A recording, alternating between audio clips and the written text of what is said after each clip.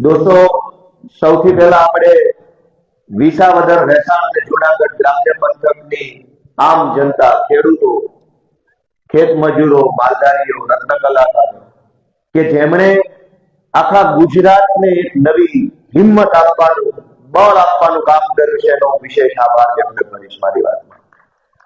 આખા ગુજરાતની અંદર લોકો દુઃખી તો હતા છે પણ આશા મરી ગઈ, લોકોનો આત્મવિશ્વાસ ડગી ગયો, હિંમત પૂરી થઈ ગઈ। અનેક લોકો આપણી દેશી ભાષામાં હરેરી ગયા, આઘાતમાં આવી ગયા હતા, થાકી ગયા હતા, કંટાળી ગયા હતા કે હવે કાંઈ નહીં થાય, લાગતું નથી કે આને કોઈ ઉભા રાખી શકે, આ ભાજપ વાળાને નહીં કોઈ કાંઈ કહી શકે।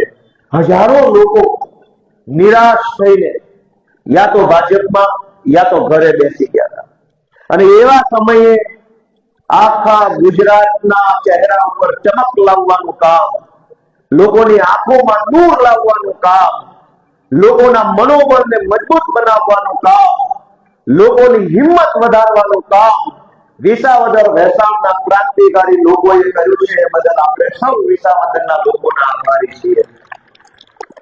ધારાસભ્યો તો અનેક બન્યા, ભવિષ્યમાં પણ બનશે, પણ કોઈ એક વ્યક્તિ ધારાસભ્ય બને અને આખું ગુજરાત હરખાય અને એ હરખ 10 દિવસ સુધી ટકે એવું આ ગુજરાતના ઇતિહાસમાં પહેલી વાર બની રહ્યું છે।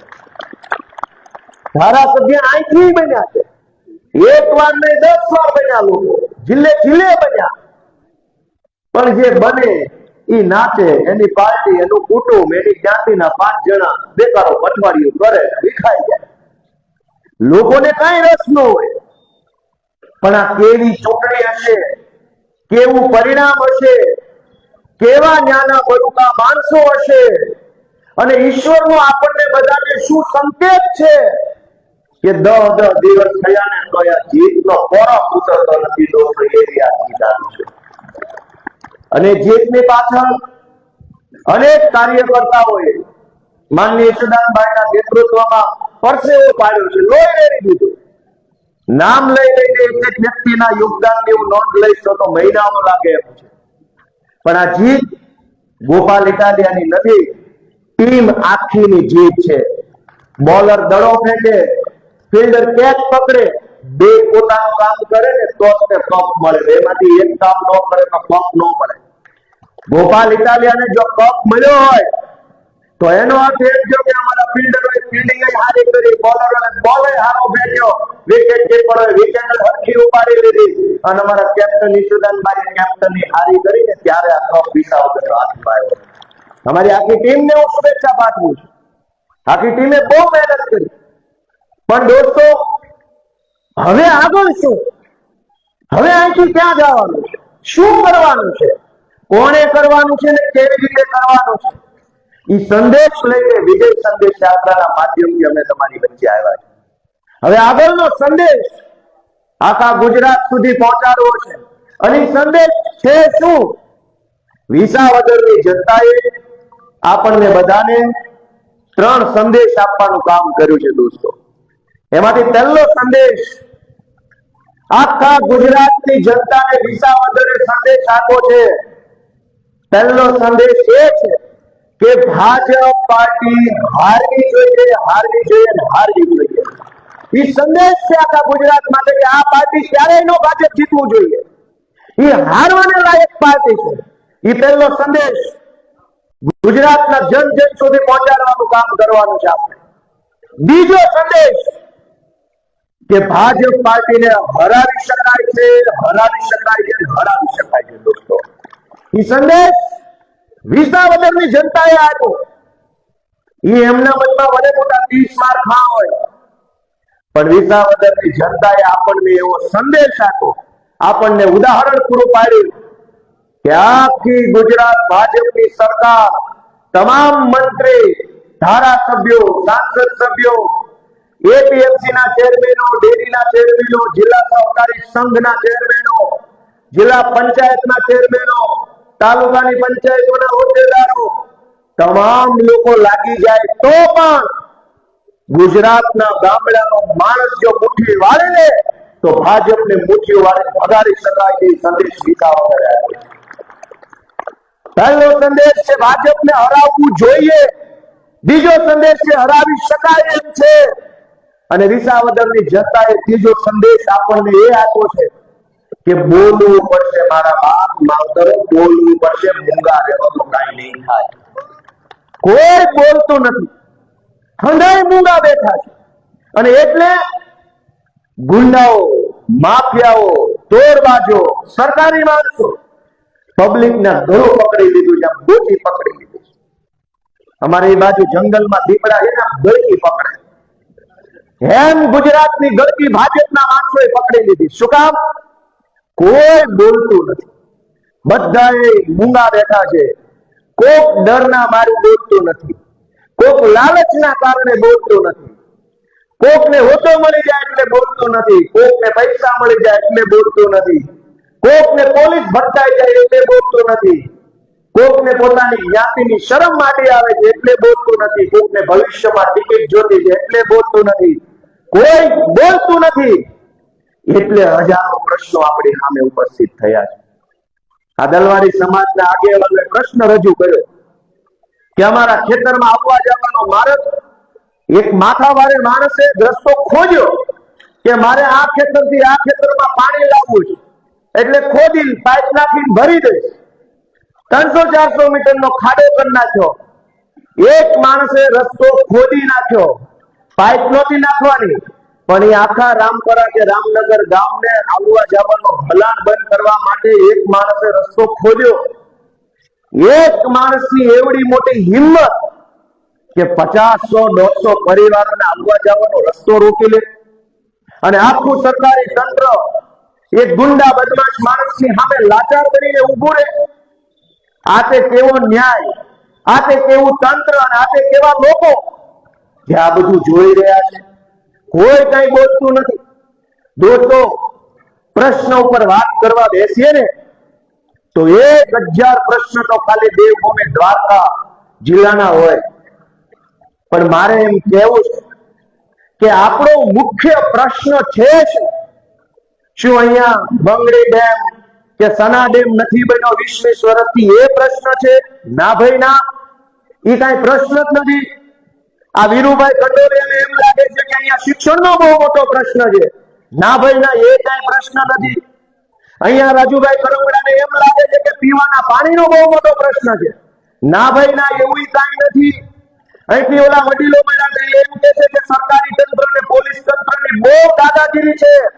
નાના માણસો, રિક્ષા ચલાવતા લોકો, સલાયામાં અને બંદર ઉપર બોટ ચલાવતા લોકો પાસેથી હપ્તા વસૂલે છે. એ બહુ મોટો પ્રશ્ન છે. ના ભાઈ ના, એ મોટો પ્રશ્ન નથી.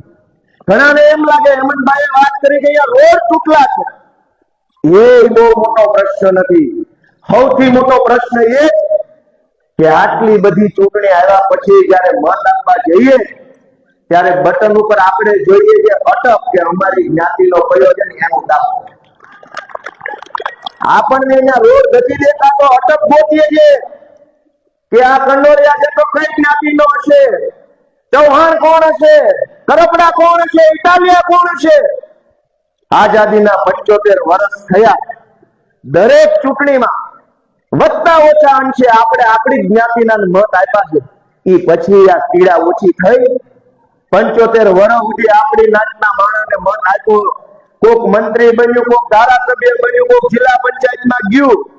આપણી જ્ઞાતિના ને મત આપ્યા પછી જો આપણા પ્રશ્નો ઓછા થઈ જવાના હોત તો જે જ્ઞાતિનો મંત્રી છે એ જ્ઞાતિના ખેડૂતોને પૂરા ભાવ મળતા હોય. દોસ્તો, મારે એક દુઃખ સાથે કડવી વાત કરી છે. હું હાવ નાનો છું ઉંમરમાં.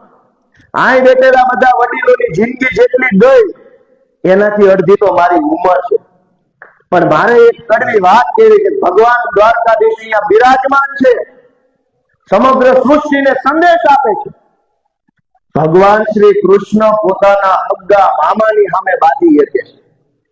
ખોટું હોય, અનીતિ હોય, અન્યાય હોય, અત્યાચાર હોય તો કૃષ્ણ ભગવાન આપણને સંદેશ આપે છે, ખબ્બો મામો હોય તો પાડી દેવા, ભૂકા કાઢી નાખવા. પણ કૃષ્ણના ગામમાં આપણે રહીએ અને ચૂંટણી આવે ત્યારે ગમે એવો ખરાબ માણસ હોય આપણી નાચનો છે ઢાંકો ને એને મત આપો. એક ભગવાન શ્રી કૃષ્ણ આપણા બધાનો બાપ એમ સંદેશ આપે કે ખોટું હોય તો મામો હોય તો પેલો ઉપાડી લેજો, અને આપણે આ ગામમાં રહીને નબળો માણસ હોય તો ભલે હોય અમારી જ્ઞાતિનો છે, પોલીસ એને પકડે તો મોરચો કાઢવાનો અમારી જ્ઞાતિનો છે. ક્યાં ભગવાન દ્વારકાધીશનો સંદેશ અને ક્યાં આપણું જીવન દોસ્તો. ભગવાને બતાવેલા રસ્તા ઉપર નહીં આવીએ ને તો દુનિયામાં જીવીએ ત્યાં સુધી કોઈ આપણા પ્રશ્નો ઓછા નહીં થાય. ભગવાને જે કીધું છે એ કરવાનું છે કે નબળો માણસ હોય એ ઉપર નો આવવો જોઈએ. હા, ઈશુદાનભાઈ ગઢવી જેવો ભોળો માણસ, હું તો તોય જરા સમજો ને કે એટલો બધો ભોળો નથી. ઈશુદાનભાઈ તો હાવ ભોળા માણસ, એના વખાણ કરીને મને કઈ ભારત રત્ન નથી મળવાનો. વાસ્તવિકતા તો એ છે જ. ભગવાનના માણસ માતાજીમાં અપાર શ્રદ્ધા ધરાવે, ગામડાનો સીધો સાધો ભોળો કેવો માણસ હોય પણ પોતાની મહેનતથી, પોતાના સંઘર્ષથી, પોતાની એક ધગશ છે કે લોકો માટે મારે કંઈક કરવું છે એટલે એ આગળ આવ્યા, મહેનત કરી, અપમાન સહન કર્યા, માર ખાધો, મેણા ટોણા ખાધા, જેલમાં ગયા. અને એ પછી જે શું થયું, ઈશુદાનભાઈને તક ન મળી, મને તક ન મળી.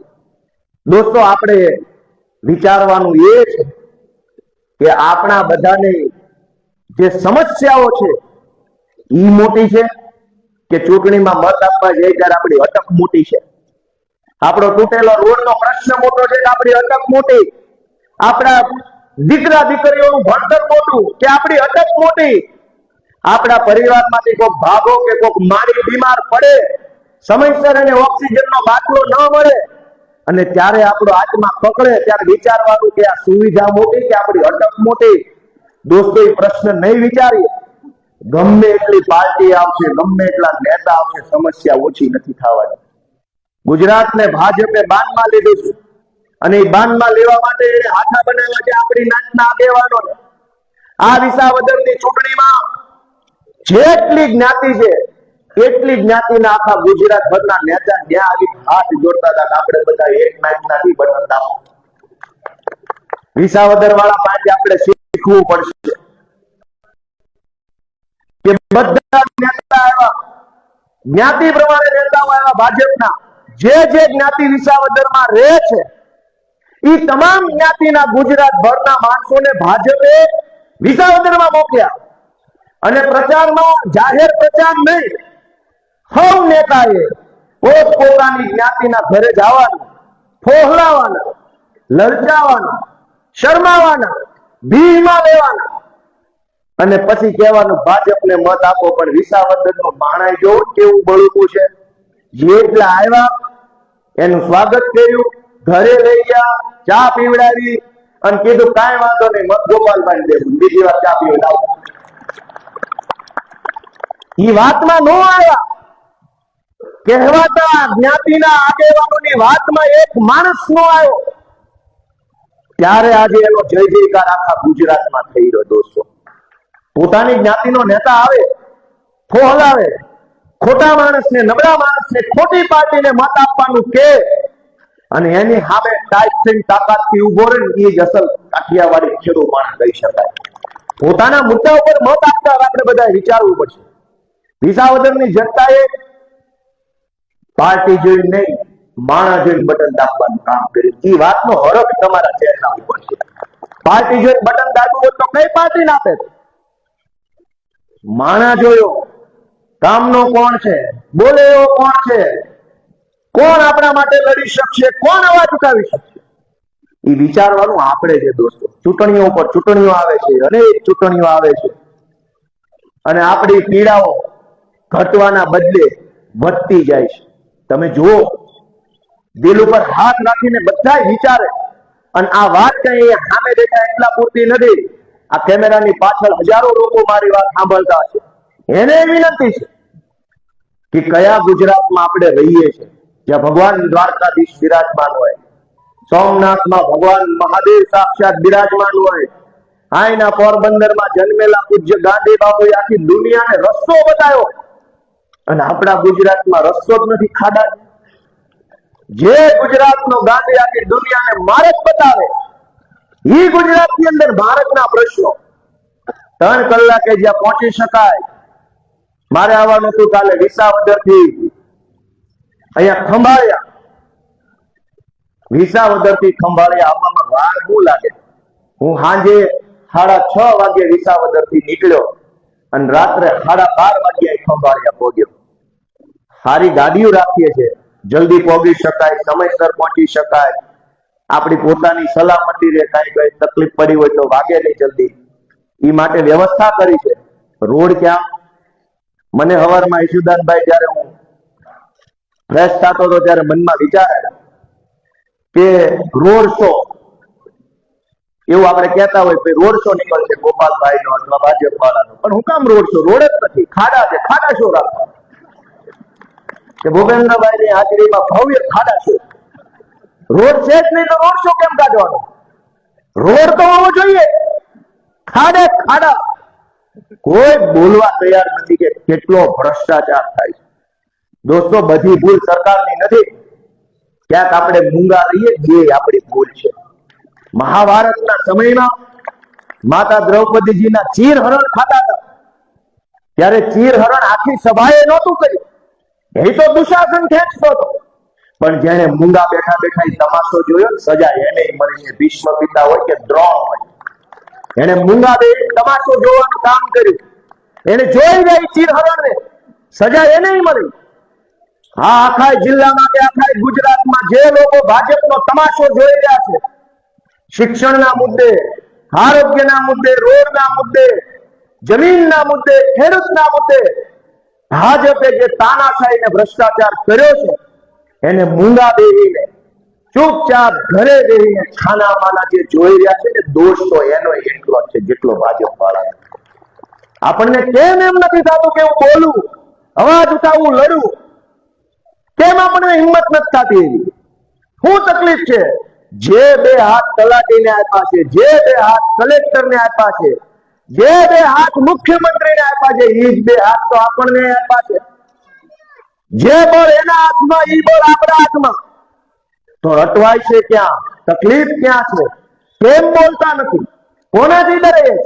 અને ડરી ગયા પછી આપણો શું ફાયદો? ડરમાં તો નુકસાન છે. બોલશો તો કાંઈક તો થાય.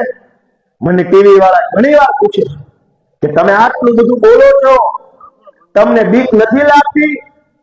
મેં એવું કીધું કે હું બી જાઉં અને મને ફાયદો થતો હોય તો મને બહુ બીક લાગે, પણ હું બી જાઉં ને મારું નુકસાન થતું હોય તો હું બાજી લઈશ.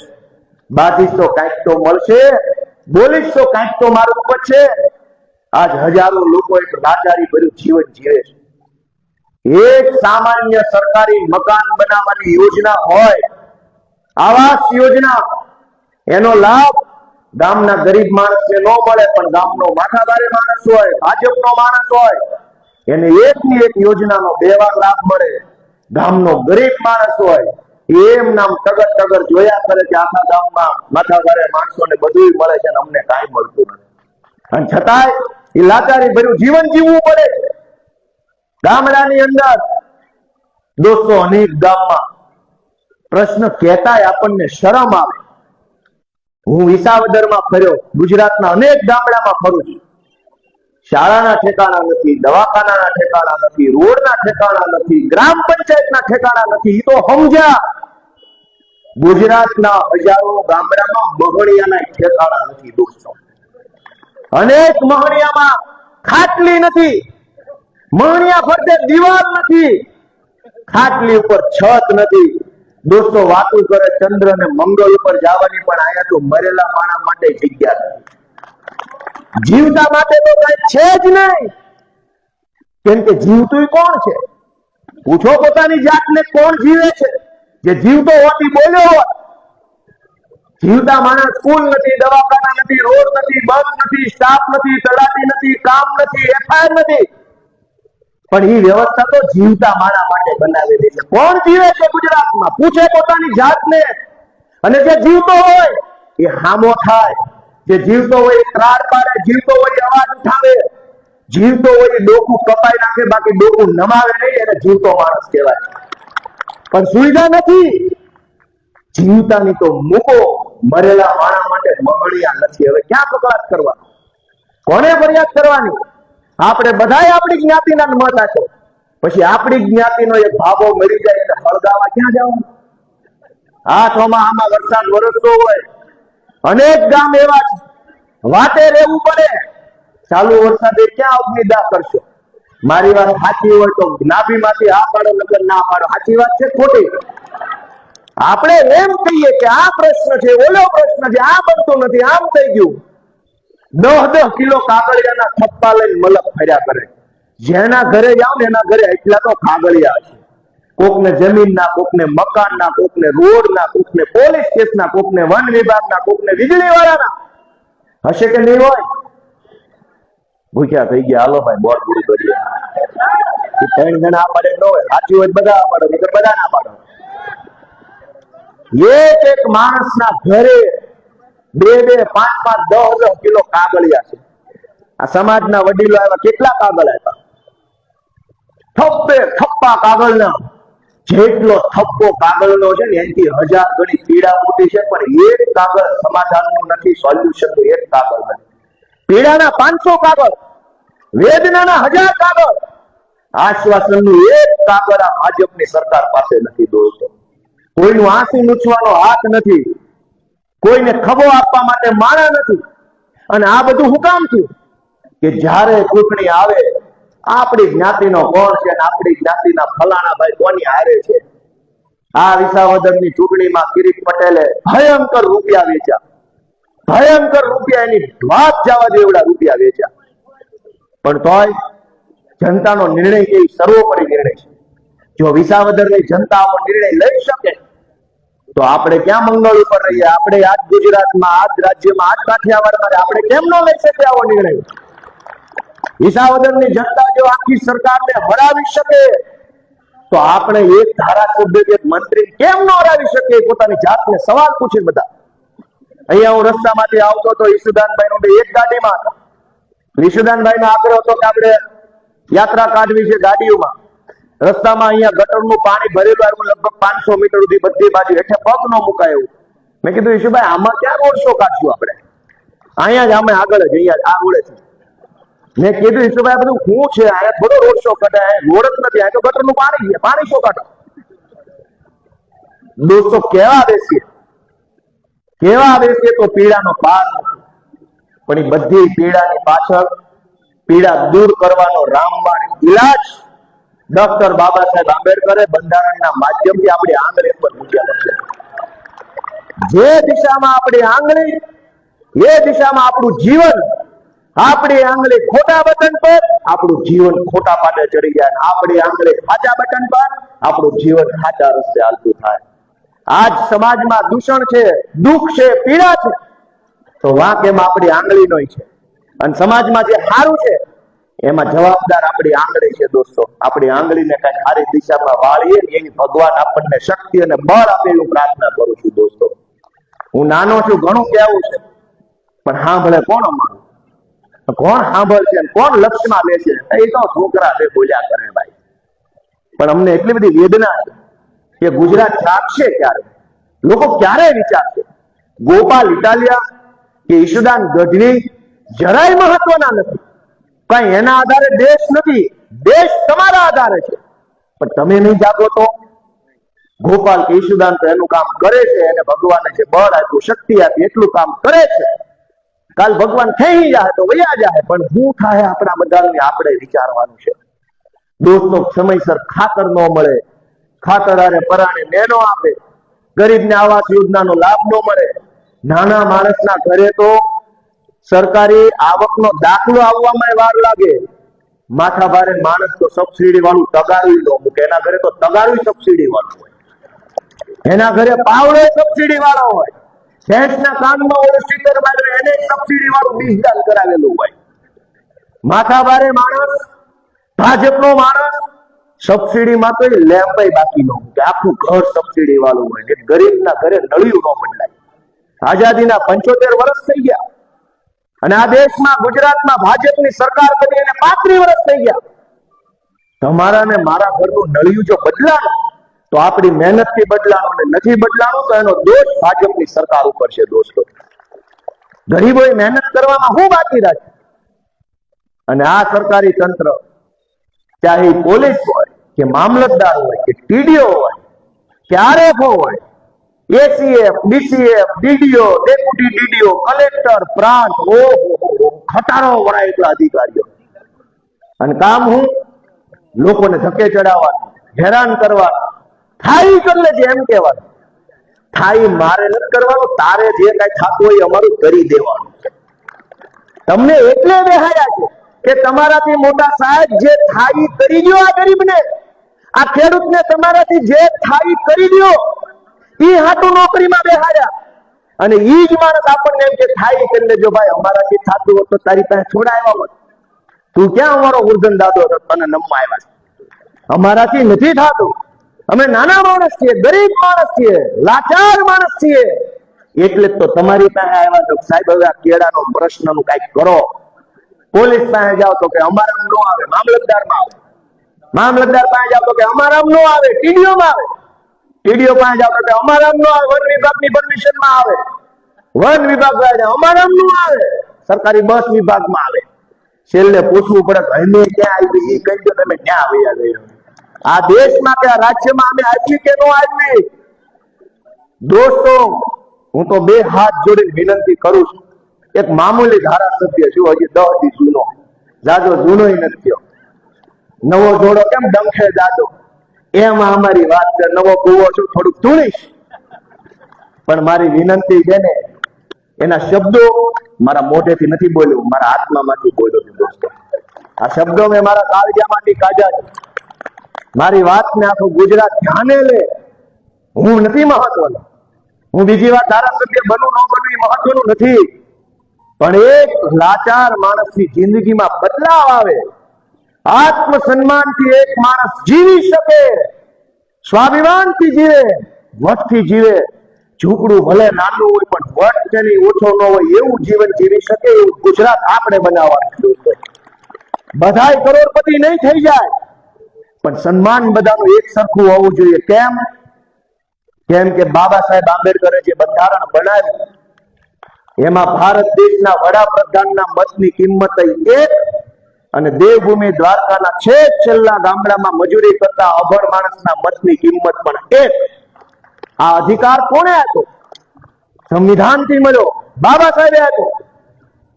વડાપ્રધાન ભલે અમીર હોય, ગામનો માણસ ભલે ગરીબ હોય, પણ ભારતનું સંવિધાન એમ કે છે કે જેટલું સ્વાભિમાન અને સન્માન વડાપ્રધાનનું છે એટલું જ આપણા દેવભૂમિ દ્વારકા જિલ્લાના ગરીબ માણસનું સન્માન પણ છે. આપણે શું આશા રાખીએ સરકાર પાસે કે દરરોજ સવારે 10 વાગે મામલતદાર ઓફિસે આપણા ઘરે ટિફિન આવી જાય? એ આશા આપણી નથી. એ તો ભગવાને હાથ આપ્યા છે, ખાડો ખોદી મહેનત કરી મજૂરી કરી ખાઈ લેવું. પણ તમારો સરકારી માણસ અને તમારી સરકાર જો આપણા ગામડાના ગરીબ ખેડૂતને સન્માન નહીં આપી શકે તો એ હરગીજ ચલાવી નહીં લેવાય. દોસ્તો, ક્યારેય ચલાવી ન શકાય. સરકાર પાસે આપણે શું માંગીએ કે જેટલું સન્માન સરકારના માણસને મળે, મોટા માણસોને મળે, માથાભારે માણસોને મળે, અધિકારીઓને મળે, એટલું સન્માન આપણને કેમ ન મળવું જોઈએ? આપણો શું વાંક છે? આપણે માથાભારે નથી એટલે આપણો કોઈ હક નથી? આપણે સીધા છીએ એ આપણો ગુનો છે? આપણે મહેનતુ માણસો છીએ, શરીફ માણસો છીએ, સજ્જન માણસો છીએ, શું એ આપણું પાપ છે? દોસ્તો, આત્મા જગાડો, પોતાની જાતને પ્રશ્ન પૂછો. સૌની જ્ઞાતિ મહાન છે, જે અહીંયા બેઠા છે બધાની જ્ઞાતિ મહાન છે, પણ આપણા બધાની જ્ઞાતિ કરતા દેશ સૌથી મહાન છે, લોકતંત્ર મહાન છે, ભારતનું સંવિધાન મહાન છે. અને સંવિધાનને બચાવવા માટે, દેશ બચાવવા માટે, લોકશાહી બચાવવા માટે, આ ભાજપના ગુંડાઓને ભગાડવા માટે તમારે આંગળીમાં રહેલા મતની સાચી ઉપયોગ કરજો, સાચો ઉપયોગ કરજો એ વિનંતી દોસ્તો કરું છું. આપણે બધાય મહાન છીએ, આપણા પૂર્વજો મહાન છે, આપણા ભારત દેશના મહાપુરુષો મહાન છે, પણ એમના વારસામાં જે મહાપુરુષોને આપણે બધા જે જ્ઞાતિના હોય એ બધી જ્ઞાતિમાં એક મહાપુરુષ છે. આપણા ઘરમાં એનો ફોટો હોય, આપણે એનો નારો બોલાવતા હોઈએ, પછી તો આપણને વિચાર આવવો જોઈએ કે મારા પૂર્વજો આટલા મહાન હતા, એના ગામમાં આવા તૂટેલા રોડ હોય તો આપણા માટે રાષ્ટ્રીય શરમનો વિષય ન હોવો જોઈએ?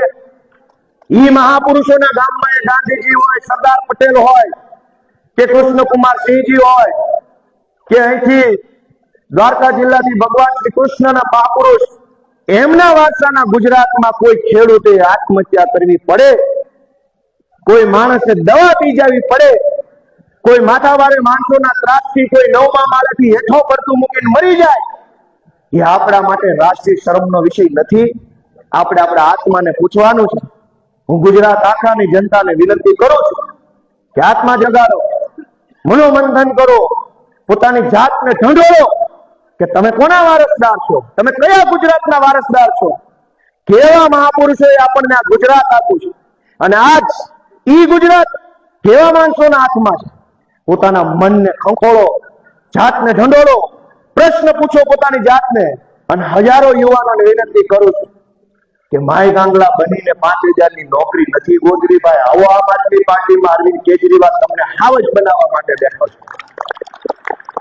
5000 ની નોકરી માટે ક્યાં ક્યાં ભટકશું.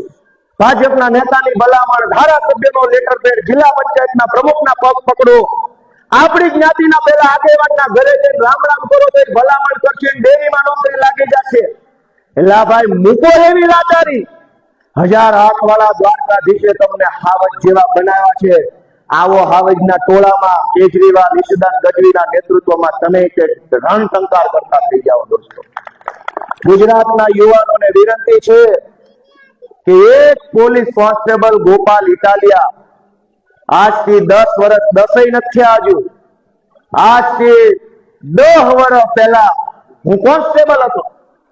યુનિફોર્મ પહેરીને અમારા ભાઈઓ ઉભા ખૂણામાં ઉભો રહેતો, અદબ પાડી મોટા મોટા સાહેબો આવે એને ટગર ટગર જોયા કરતા, ટાઈટ થઈને સલામ મારી લેતા. પછી ખબર પડી કે આમાં તો કાંઈ કંકોડાય કાઢી લેવા નથી, એની કરતા તો હું હોશિયાર માણસ છું.